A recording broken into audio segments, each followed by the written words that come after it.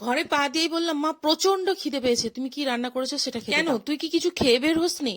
তুমি তো জানো প্রত্যেকবারই সকালবেলা উঠে বাড়ির সমস্ত কাজকর্ম সেরে বেরোতেই আমার সেই 10টা 11টা বেজে যায়। কখন আর খাবো বলো? তোকে তো বারবার বলি এত বেলা পর্যন্ত খালি পেটে থাকতে নেই, কিছু খেয়ে তো বেরোবি। তুমি দাও তো খেতে কি বানাচ্ছ? দাঁড়া না একটু ওয়েট কর, তোদের জন্য একটা দারুণ জিনিস বানাচ্ছি। কি দারুণ জিনিস গো মা? বিরিয়ানি বানাচ্ছি।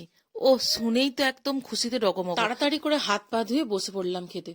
ও মা প্রচন্ড খিদে পেয়েছে, তুমি তাড়াতাড়ি খেতে দাও। আরে দাঁড়া, রান্নাটা হতে দে। রান্না তোমাকে করতে হবে না, যা হয়েছে তাই দাও। মায়ের হাতের রান্না সত্যি কথা বলতে সেই স্বাদ, খেতে দারুণ টেস্টি বানিয়েছিল। খেতে খেতেই মাকে প্রশ্ন করলাম, মা তুমি তো আমাদের জন্য বিরিয়ানি বানালে, কিন্তু ভাই তো মাংস খায় না, ওর জন্য কি বানাবো? ওর জন্য আবার কি বানাবো? ও তো অফিস গেছে, ফিরুক না, দেখা যাক কি হয়। মা মুখে তো বলে দিয়েছে দেখা যাক কি হয়, কিন্তু মায়ের মনের ভেতরটা কি চলছে সেটা তো আমি জানি। সন্ধ্যেবেলা শুয়ে শুয়ে মোবাইল ঘাঁটছিলাম, হঠাৎ করে মা এসে বললো, কি রে আয় না, সমস্ত সবজি কেটে দিয়েছি, ভাইয়ের জন্য একটু ফ্রাইড রাইস আর মটর পনির বানিয়ে দে। ও তো আবার তোর হাতের রান্না খেতে চায়।